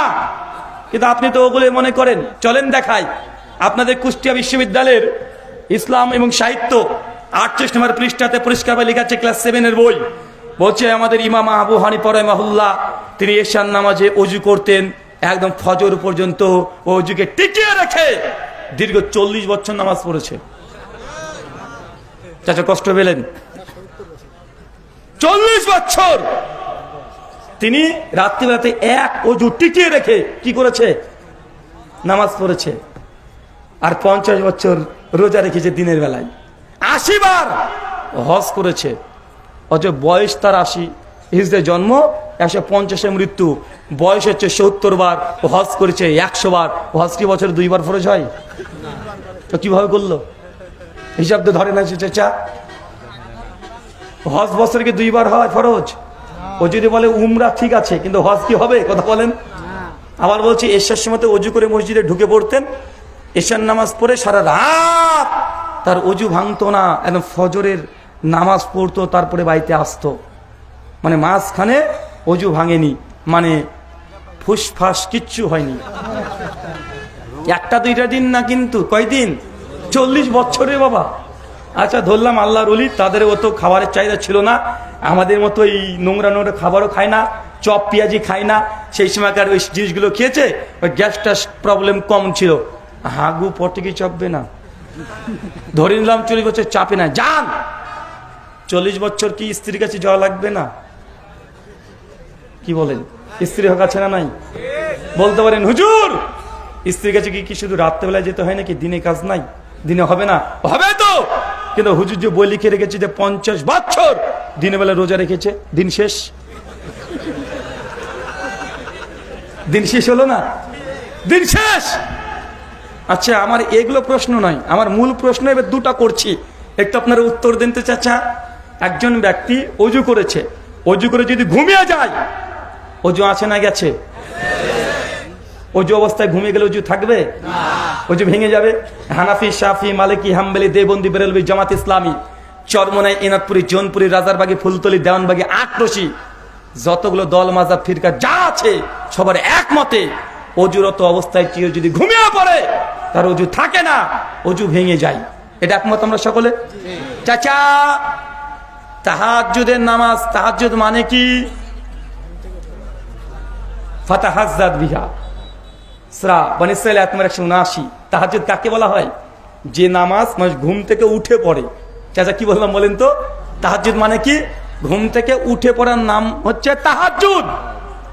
তবে তাহাজ্জুদের জন্য কি শর্ত? ঘুম শর্ত। ঘুম শর্ত না? তাহাজ্জুদের কি শর্ত? ঘুম শর্ত। বারো রায় 5ম খণ্ড কিতাবুল লাইল পৃষ্ঠা নম্বর 276 পরিষ্কার লেখা আছে, কেউ যদি সারা রাত জেগে থাকে, মাঝখানে ঘুমায় নাই, কিন্তু যদি নামাজ পড়ে ওরা তাহাজ্জুদ হবে না, নফল নামাজ হবে। কি নামাজ হবে? এটা নফল। তার মানে তাহাজ্জুদের জন্য ঘুম শর্ত। আমার সাদা মনিবে সাদা প্রশ্ন, চাচা তাহাজ্জুদের জন্য কি শর্ত? ঘুম শর্ত। ঘুমালে কি থাকে না? তো ইমাম আবু হানিফা রাহিমাহুল্লাহ 40 বছর রাত্রিবেলাতে তাহাজ্জুদ পড়েনি গো। তাহাজ্জুদ হবে তাহলে? তাহাজ্জুদ, আরে ভাই তাহাজ্জুদ ঘুম শর্ত, আর ঘুমালে তো অজু গেছে। এইসব কিছু বদমানুষ, কিছু ভণ্ডরা আছে, ইমাম আবু হানিফার নামে মানে বাড়াতে বাড়াতে বাড়াতে বাড়াতে তাকে উঁচু করতে গিয়ে তার তাহাজ্জুদ বাতিল করে দিয়েছে। মানে একটা কথা প্রচলিত আছে না, চোর চুরি করলে জুতো ফেলে থুয়ে পালাই, আর ওই জুতো ধরার কাজটা হচ্ছে আমাদের, ওটা সবাই ধরবে না। আমার কথা হচ্ছে এইটা, এরা হচ্ছে অজু টিকাতে গিয়ে, অজুর ফজিলত দেখাতে গিয়ে তাহাজ্জুদ বাতিল করে দিয়েছে। হয় তাহাজ্জুদ বলেছে যে তাহাজ্জুদ পরে অজু করেনি, অজু ভেঙে গেছে, অজুর এই ঘটনা জাল, মিথ্যা। আর যদি বলে না, আরে অজু ছিল 40 বছর, তাহলে 40 বছর তাহাজ্জুদ পড়েনি। কোনটা নিবা তুমি? প্রথম নিলে এটাও ভালো, আর দ্বিতীয়টা নিলে মহা বিপদ। যা নিবেন আপনি তাই নিতে পারেন। অথচ এই হাদিস আমি এ কথাই বলি যে আল্লাহ নবী বলছেন, যে ব্যক্তি সারা রাত তাহাজ্জুদের নামাজ পড়বে ফালাইসা মিন্না, তার আমার দলভুক্ত নয়। ইমাম আবু হানিফা হাদিসটা জানতেন না? হ্যাঁ জানতেন, যে তার নামে এরা মিথ্যা কথা রচনা করে দিয়ে গেছে। বলছে আমাদের পীর আব্দুল কাদের জিলানী রাহিমাহুল্লাহ আমাদের নবী প্রসঙ্গে বলছেন, বাইজিদ বুস্তামির জীবনী লিখছেন তাজকিরাতুল আউলিয়ার মধ্যে 2য় খণ্ড 427 থেকে 30 নম্বর পৃষ্ঠায়, ওখানে লিখছে যে মুসা নবী আল্লাহকে দেখতে চেয়েছে, আল্লাহ দেখা দেয় নাই। কিন্তু ইমাম আবু হানিফা রাহিমাহুল্লাহ আল্লাহকে 99 বার দেখেছে। কতবার? হুজুর ওয়াজ করেন না চাচা? 99 বার। হানাফি ভাইরা লিখেছে, শাফি মাযহাব যারা মানি, আপনাদের শাফি দেখতে পান না, আমাদের ইন্ডিয়াতে আছে, কেরালাতে, সাউথ ইন্ডিয়ায় অনেক শাফি, তারা তাদের বই তাবাকাত শাফি 1ম খণ্ড 167 পৃষ্ঠা লিখছে, তোমাদের ইমাম 99 বার, আর আমরা যে ইমামকে মানি, আমাদের ইমাম শাফি, উনি আল্লাহকে 100 বার দেখেছে, একদম সেঞ্চুরি। তোমাদের 99 বার, আমাদের 100 বার। আর যারা পীর তরিকে বিশ্বাসী, এদের তো ধরা ছড়া বাইরে। ওই বাইজিদ বুস্তামির জীবনী আলোচনা করতে গিয়ে বলছে, এইসব শরীয়ত যারা মানে তারা আল্লাহকে 100 বার দেখেছে, আমাদের বাইজিদ বুস্তামি টানা আল্লাহকে 1001 বার দেখেছে। নেন ঠেলা। কে বলছে 99 বার, কে বলছে 100 বার, কে বলছে 1001 বার। এখন আল্লাহকে কি দেখা যায়? চাচা আল্লাহকে দেখতে পাবেন? আল্লাহ কোরআনে বলছে মুসা নবীকে উদ্দেশ্যে গেলেন, তারানি মুসা তুমি কখনো আমাকে চোখ দিয়ে দেখতে পাবে না। মুসা নবী তারপরে বলছে, আল্লাহ একবার দেখা দাও না। মুসা বিশ্বাস করো না আমাকে? বিশ্বাস তো করি আল্লাহ, আল্লাহ তবুও দেখতে চাই। আল্লাহ হচ্ছে মুসা তুমি দেখতে পাবে না, বারবার জেদ করছে। আল্লাহ হচ্ছে লান তারানি, সূরা আরাফ 142-43 নম্বর আয়াত, মুসা তুমি দেখতে পাবে না। অনেক ছোট ছেলে আছে না, আব্বাকে বলবে, আব্বা শীতকাল একটু আইসক্রিম দাও না, আইসক্রিম খাবো। বারবার ফ্রিজের কাছে চলে যায়, ওর মা বাবা বলছে এই শীতের সময় আইসক্রিম খেতে হবে না। বলছে না মা খাবো, ঠান্ডা লেগে যাবে, খাওয়া যাবে না। না মা একটু খাবো, আরে খেতে পারবি না, খেলে ঠান্ডা লেগে যাবে। ছেলে তখন বলছে মা সোয়েটার পরে খাবো। ভাই এমন কিছু আছে না? তো মুসা নবীকে আল্লাহ বারবার বলছে দেখতে পাবে না, পাবে না, পাবে না। মুসা নবী ছাড়ে না, দেখবো দেখবো দেখবো। আল্লাহ হচ্ছে তোমার এত শখ, আচ্ছা ঠিক আছে আমি না ওই তুর পাহাড়ের কাছে কালকে গিয়ে তাকাবে। কালকে এসেছে, তুর পাহাড় দিকে তাকিয়েছে, আল্লাহ নূরে তাজাল্লি দেখে মুসা আসলাম উল্টে পড়ে গেছে। নবী মুসা আল্লাহকে দেখে টিকতে পারে না, উল্টে পড়ে যায়। আর তোমার গাঁজাখোর পীর প্রতিদিন আল্লাহ সে দিদার করে। হয় তোমার গাঁজাখোর পীর গাঁজার খেয়ে টান দিয়ে ইবলিশ শয়তানকে দেখেছে, কত ফেরাউনকে দেখেছে। আল্লাহকে দেখা সম্ভব নয় তোমার পীরের চোখ দিয়ে, দুনিয়ার চোখ দিয়ে সম্ভবই নয়। আল্লাহর কোরআন বলছে লান তারানি, মুসা নবী তুমিও দেখতে পাবে না। আর পীর সাহেব বলছে যে আমি প্রতিদিন দিদার করি। এই যে আমার যেখানে বাড়ি মুর্শিদাবাদ, বাড়ি হচ্ছে জলঙ্গি, 2 কিলোমিটার পরে পড়ে যায় নদিয়া। আপনার এদিক থেকে নদিয়া পড়ে না? নদিয়া তো হুগল বাড়িয়া বলে একটা জায়গা আছে। ওই জায়গাতে পাশাপাশি 2টো মন্দির আছে, একটা হচ্ছে কালী মন্দির আর হচ্ছে দুর্গা মন্দির। কালীর আবার অনেকগুলো রূপ আছে, কিছু আছে তুমি শ্যামা কালী, মানে নীল বর্ণের একটা কালী আছে না, অনেক বড় হয়। আর কিছু কালী আছে সেটা হচ্ছে ওই যে ছোট কালী, যে বলে শ্মশান কালী, দেখা যায় না, কালো কুচকুচে পুরোটা একদম, জীব এক হাত বের করে দাঁড়িয়ে থাকে, ওই যে শ্মশান কালী। তো ওইখানকার পণ্ডিতদের দাবি যে মা কালী মাঝে মাঝে নাকি জাগ্রত হয়ে যায়, আর পণ্ডিতজি মাঝে মাঝে মা কালীর সঙ্গে কথাও বলে, মানে এটা ফেমাস যে ওখানকার কালী নাকি জাগ্রত দেবী, মানে ওখানকার পণ্ডিতের সঙ্গে কথাও বলে, দেখাও দেয়। তা আমি ভাবছিলাম, ছোটবেলাতে অনেকবার শুনেছিলাম, আমি একবার গিয়েছিলাম সব যে ভগবানকে দেখা যাবে, যে একবার ভগবানকে দেখে আসি। তো গিয়ে আমি মন্দিরের সামনে, আমার পিসিমা আছে, পিসিমারা এখনো হিন্দু, তো আমি পিসিমার সঙ্গে গিয়েছি, কই মা কালী তো জাগে না।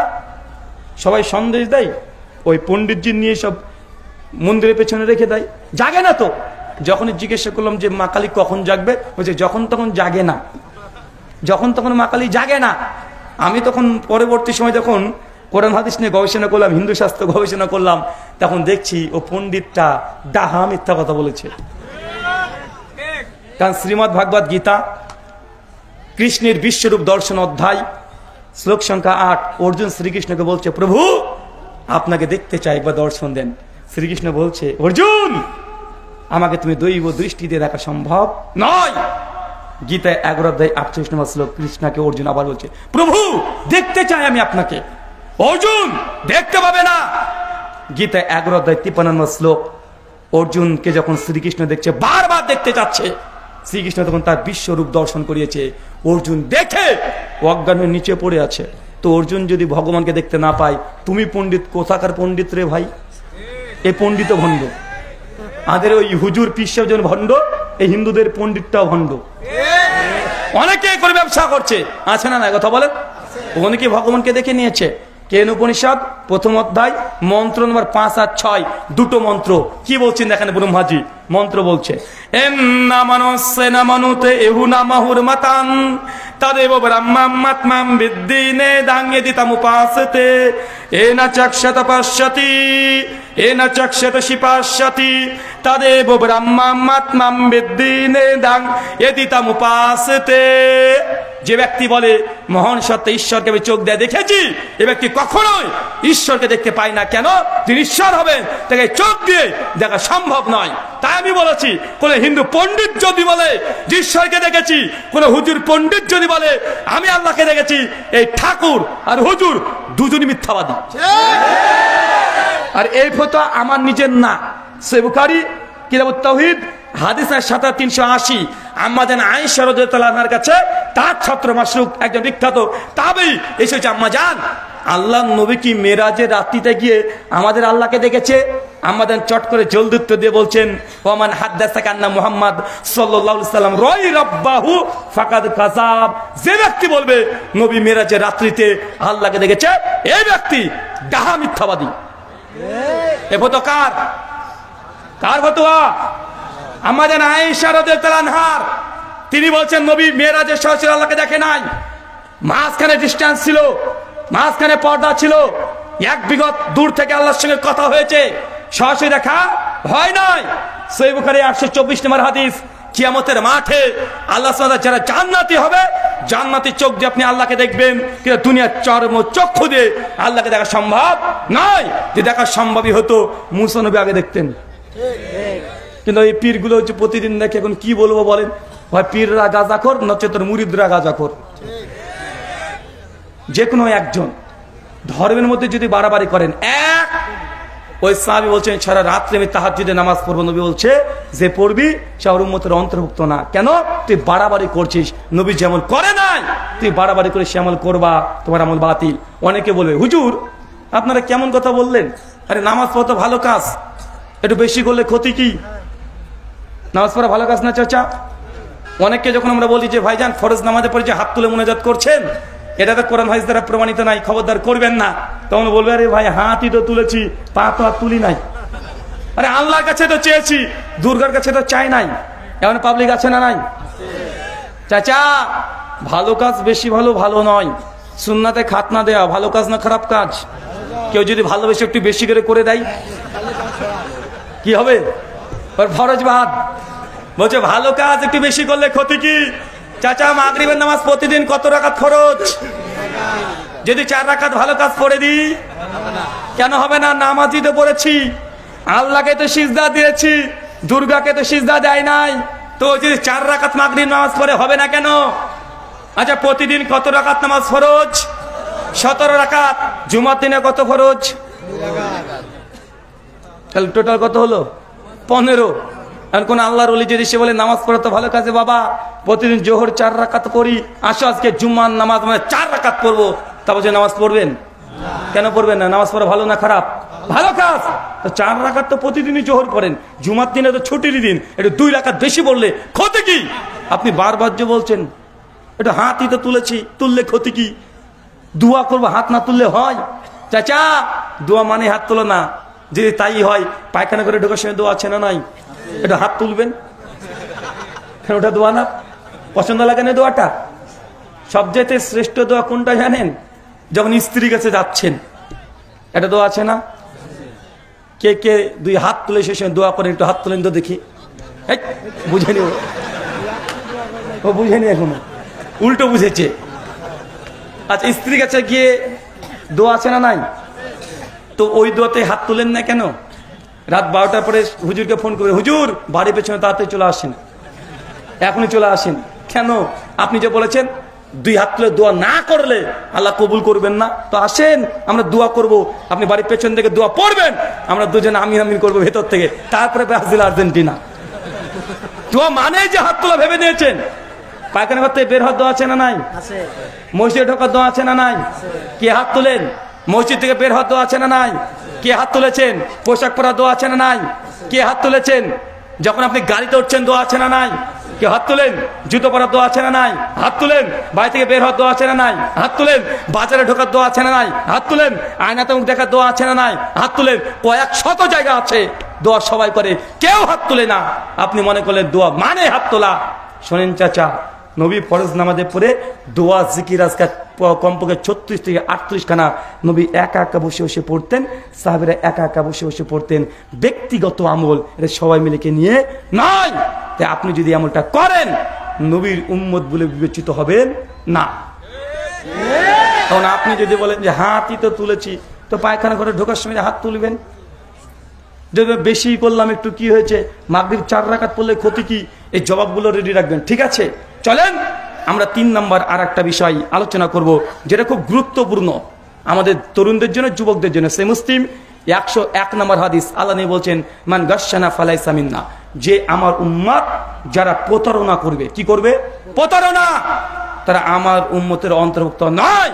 কিয়ামতের মাঠে আল্লাহ নবী আপনার সেই সম্পর্ক ছিন্ন করবে। অপরাধ, আপনি প্রতারণা করেছেন আপনার বন্ধুর সঙ্গে। এরকম প্রতারক আছে না নাই? এই প্রতারকের অভাব আছে?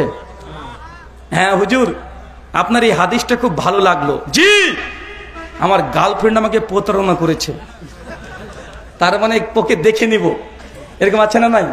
আমাকে একজন প্রশ্ন করেছে, হুজুর আপনি বললেন যে প্রতারণাকারী কিয়ামতের মাঠে আল্লাহ নবী তার উম্মতের অন্তর্ভুক্ত হবে না, কিন্তু আমি আমার গার্লফ্রেন্ডকে বলেছিলাম তোমাকে বিয়ে করবো, প্রেম করেছি, কিন্তু আমি অন্য জায়গায় বিয়ে করে ফেলেছি, এটা কি প্রতারণা হয়েছে? কত বড় আল্লাহর ওলি দেখেছেন, কত বড় আল্লাহর ওলি। আমি গার্লফ্রেন্ডের সঙ্গে বেশি বেশি প্রতারণা করবা, তা নেকি বেশি হবে, কারণ ওটা হালাল সম্পর্ক না। হালাল কথা বলেন। হালাল না। দুনিয়াতে যেখানে প্রতারণা করবেন, অনেক ব্যবসায়িক আছে প্রতারণা করে কি করে না। এই যে রাস্তাতে আসার সময় দেখলাম বোতলে করে পেট্রোল বিক্রি করছে, বলছে 1 লিটার মাল আছে 900 গ্রাম। আছে না নাই কথা বলেন। বেগুন সামনে ভালো ভালো 10-20 খানা রেখে দিয়েছে, ভিতরে পচা, দেখা যায় না। গ্রাম গ্রাম কেরোসিন তেল কিনছে, কেরোসিন তেলের যে জারটা ওই ক্রেতা কিনছে স্পেশাল ভাবে তৈরি করে নিয়েছে 900 গ্রাম দিয়ে মানুষকে দিচ্ছে না। 900 গ্রাম 1 লিটার দাম নেয় না। আছেন নাই কত রকমের যে প্রতারণা আছে, ব্যবসায়িকরা প্রতারণা করে। আল্লাহ বলছে কেউ যদি প্রতারণা করে সে আমার উম্মতের অন্তর্ভুক্ত না। এখন আপনি দেখেন আপনি কোথায় কোথায় প্রতারণা করেছেন। আপনি বন্ধুর সঙ্গে শেয়ারে ব্যবসা করছেন, বন্ধুর টাকা মেরে খেয়ে নিয়েছেন, আপনি প্রতারক। কিয়ামতের মাঠে আল্লাহ সুবহানাহু ওয়া তাআলা আপনাকে উম্মতের অন্তর্ভুক্ত করে স্বীকার করবে না। তাই যে যার সঙ্গে প্রতারণা করেছেন আজকে তার কাছে স্বীকার করে তাদের ক্ষমা চাইতে হবে। কোন প্রতারকের কিয়ামতের মাঠে আল্লাহ সুবহানাহু ওয়া তাআলা স্থান দেবে না। সে মুসলিমের হাদিস, আল্লাহ নবী বলেন কিয়ামতের মাঠে যারা দুনিয়াতে প্রতারণা করেছে সেই সব প্রতারকদের হাতে একটা করে পতাকা তুলে দিবে, যেন মানুষ বুঝতে পারে এই ব্যক্তিরা প্রতারক। লোকে দেখে পতাকা দেখে বুঝতে পারবে এই ব্যক্তি মানুষের সঙ্গে প্রতারণা করেছে। তাই সাবধান, প্রতারণা করা থেকে একদম সাবধান। কোন কাজে যেন প্রতারণা না হয়। বা আমাদের সঙ্গে প্রতারণা বাড়ছে না কমছে?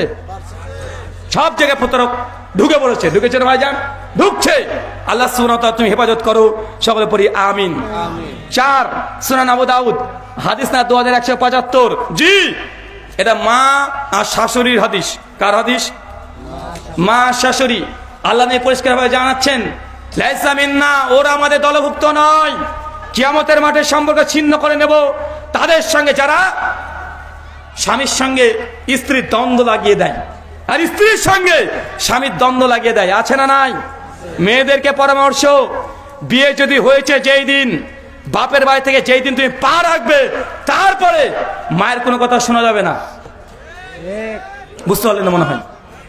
বাপের বাড়ি যেদিন ত্যাগ করে দিয়েছো তারপরে তোমার আপন মায়ের কোনো কথা, তোমার সংসার প্রসঙ্গে কোনো কথা আর শোনা যাবে না। যদি শুনতে যাও সংসার 1 বছরে ভাঙবে। যদি খালার কথা শোনো 6 মাসে তোমার বিয়েকে বাতিল করতে হবে আবার। কেন? কারণ এরাই সংসারে সব চাইতে বেশি অশান্তির সৃষ্টি করে। আর মা আর বাপকে বলি, শ্বশুর শাশুড়িকে বলি, যারা শ্বশুর শাশুড়ি হয়ে গেছেন, যারা ছেলের বিয়ে দিয়েছেন, ছেলের বিয়ে দেওয়ার পরে আপনি ভাবছেন যে ছেলেটা আমার পর হয়ে গেল, তো পর হয়ে গেল তো ছেলে বিয়ে দিলেন কেন? মা বলছে ছেলে আমার নাই গো, আর আমার আর নাই, ও বোর হয়ে গেছে। এমন আছে না নাই? কথা বলেন। আরে আপনি তো বিয়ে দিয়েছেন ওর বোর হওয়ার জন্যই তো দিয়েছেন। কার হওয়ার জন্য দিয়েছেন? যে স্ত্রীর হয়ে যায়, এই জন্য তো ছেলের বিয়ে দিয়েছেন। এখন যদি বলেন যে না ছেলে আমার নাই, ওটা বোর হয়ে গেছে, ওর বোর হয়ে গেছে, সবসময় বোর দিকে মানে ইঙ্গিত করে কথা বলে, আমাকে আর ভালোবাসে না, ব্যাপারটা এমন নয়।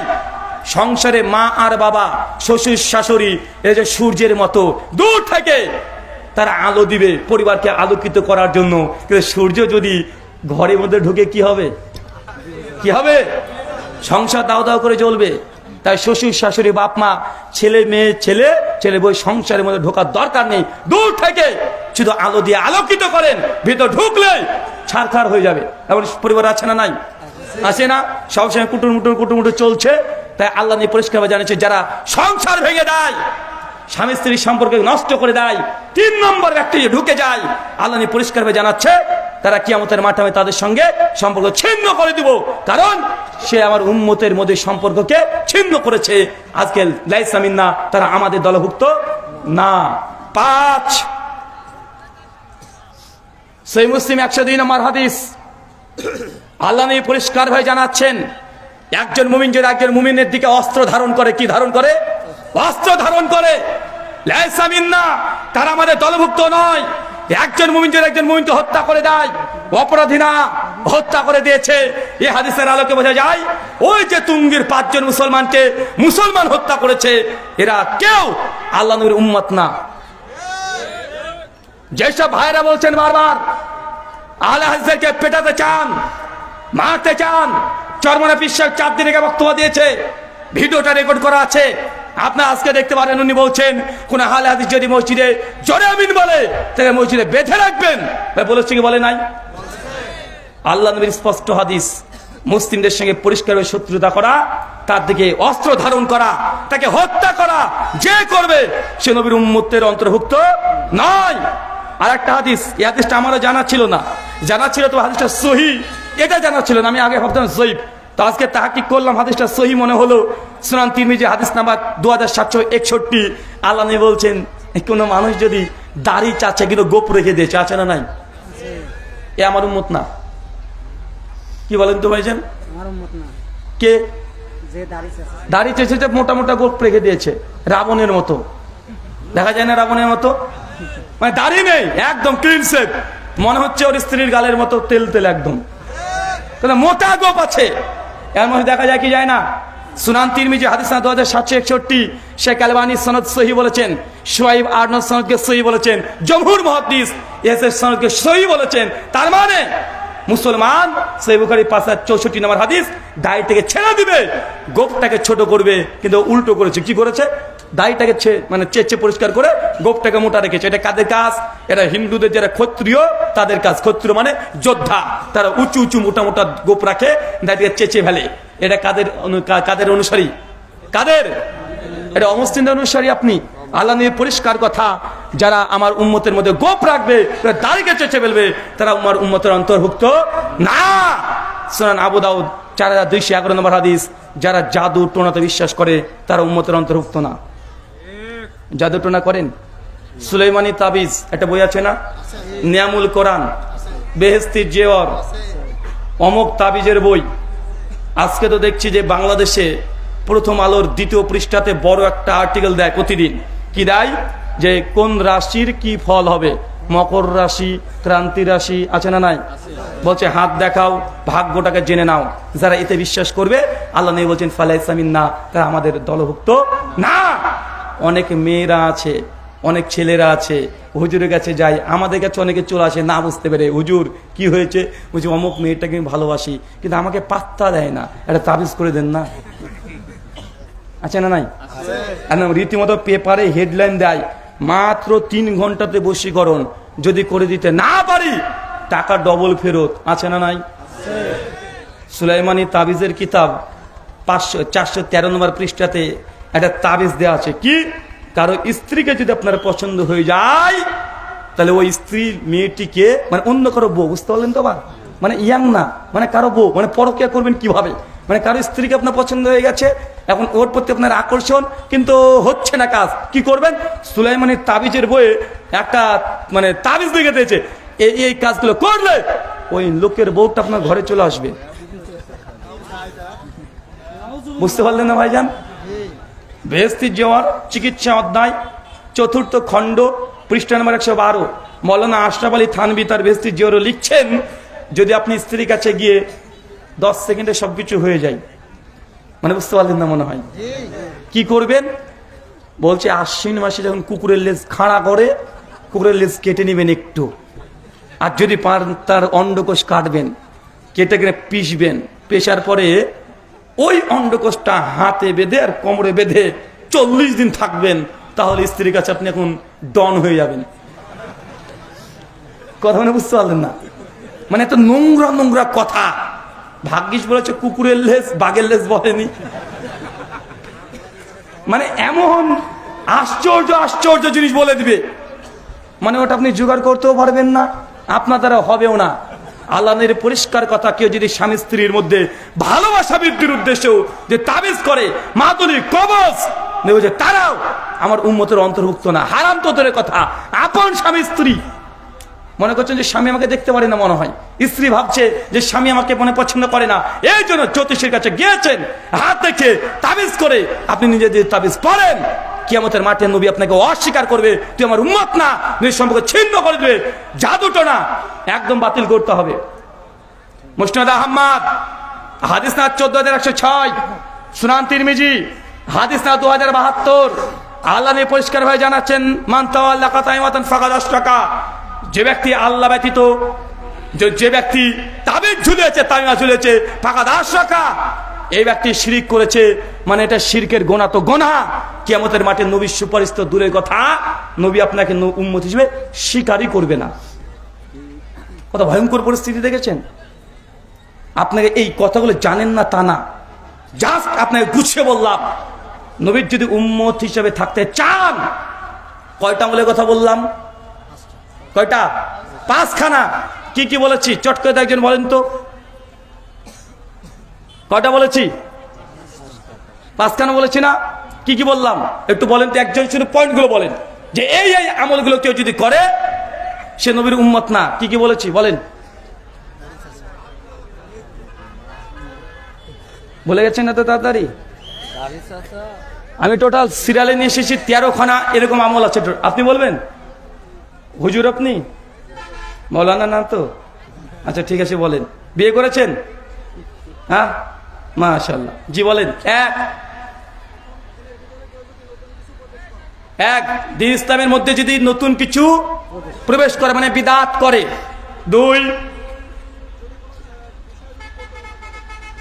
2 সুন্নাত। প্রতারণা বলেছেন? প্রতারক। 3, কখন বললাম? এটা বলেছি, এটা ব্যাখ্যাতে বলেছি। জাদু, জাদু মানে জাদুর সঙ্গে সংশ্লিষ্ট যা আছে। জাদুতে কত কি আছে না ভাইজান? জাদু টোনার মধ্যে কত রকমের আছে, যেন পায়রা চালিয়ে দিচ্ছে, হাত চালিয়ে দিচ্ছে, ঘটিং চালিয়ে দিচ্ছে, যত রকমের জাদু আছে। এবং এর সঙ্গে সঙ্গে তাবিজ কবর যা আছে, এগুলো এক কথায় করা যাবে না। করলে নবী আপনাকে উম্মত হিসেবে স্বীকার করবেন না। 3, পেছন থেকে বলছে, মানে উনি সমস্যা আছে মনে হয় এটাতে। ওই যে স্বামী স্ত্রী সংসারে দ্বন্দ্ব লাগিয়ে দেন, মানে 3 নম্বর ব্যক্তি যদি পরিবারের স্বামী স্ত্রীর মধ্যে দ্বন্দ্ব লাগিয়ে দেয়, নবী সেই 3 নম্বর ব্যক্তির সঙ্গে সম্পর্ক কিয়ামতের মাঠে ছিন্ন করে দিবে। তারপরে এই শেষে বলেছে এটা দাড়ি চেঁচে গোপ মোটা করে রাখা। এরকম মানুষ আছে না মুসলিমদের মধ্যে? অনেক আছে। টোটাল 13খানা হাদিস আজকে ঘেটে ঘেটে বের করেছি। আর একটা আছে সুনানাবুদার 4391 নম্বর হাদিস, ছিনতাইকারী। ছিনতাই, ওই যেন গুলিস্তানে ছিনতাই করে নিয়ে চলে যায়, মোবাইল নিয়ে হেঁটে যাবেন, ও টুক করে মাল নিয়ে চলে যায়, আছে না নাই? ছিনতাইকারী নবীর উম্মত হিসেবে স্বীকার হবে না। টোটাল এই 6খানা আপনাকে জ্বালালাম। মহান সত্য আল্লাহর সঙ্গে কাছে দোয়া, এই প্রার্থনা, আল্লাহ যে কথা বললাম প্রথমে আমাকে, তারপর আপনাদের প্রত্যেককে আমল করার তৌফিক দান করে সরে পড়ি, আমিন। আচ্ছা, প্রশ্নোত্তর হবে না ছুটি হবে? সরাসরি না মাইক দেবেন? ওকে। বড়দিনের উপহার আমার লেখা বই, যা তুলনামূলক ধর্মতত্ত্ব নিয়ে জানতে চান তাদের জন্য নিয়ে আসা হয়েছে। আরো বই আছে, নামাজে হাত কোথায় বাঁধবেন, বুকে না পেটে না নাভির উপরে না মাথার উপরে। তারপরে আছে ফিতরা টাকা না খাওয়া বই। আরো আছে মেয়েরা মসজিদে গিয়ে নামাজ পড়তে পারবে কি পারবে না, স্টেজে ডান দিকে আছে, সংগ্রহ করতে পারবেন। জি, প্রশ্ন। অনেকে বলে আহলে হাদিস বলা যাবে না, কি বলা যাবে? আচ্ছা, কে কে মনে করেন যে আহলে হাদিস বলা যাবে না? একজন হাত তোলেন তো। চাচা বুঝতে পারেননি? অনেক আমাদের মুসলিম ভাইরা দাবি করে, দেখেন আহলে হাদিস পরিচয় কেন দেব? আল্লাহ তো আমাদের নাম রেখেছে মুসলিম। কি নাম রেখেছে? মুসলিম। তো আমরা নিজেদের মুসলিম পরিচয় দিব, আহলে হাদিস বলা উচিত নয়। আচ্ছা, এমন মনে করেন এই মজলিসে কেউ এখন আছেন? কে আছেন? থাকলে একটু হাত তোলেন।